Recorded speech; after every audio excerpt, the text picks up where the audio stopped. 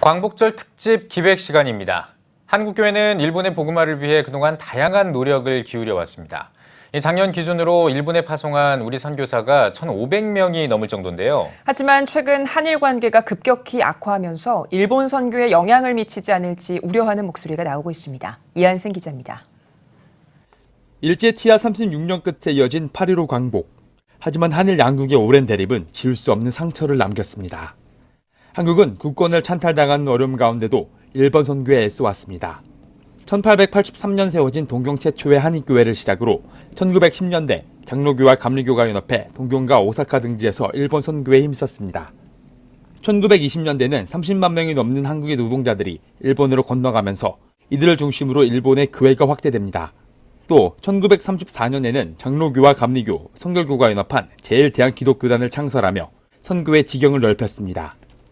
해방 이후에도 일본 선교는 활발히 이어졌습니다.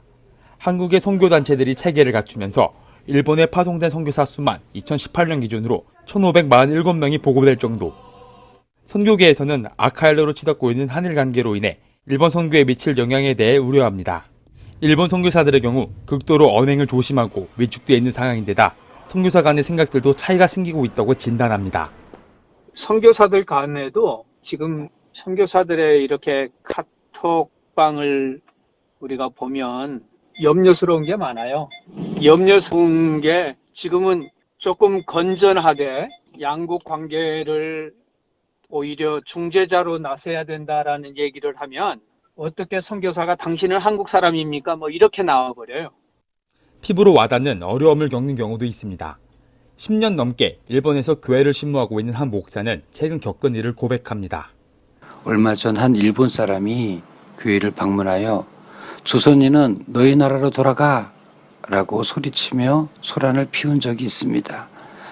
이 일을 계기로 항상 24시간 오픈형 교회였는데 보안을 위해 저녁에 문을 닫고 있습니다.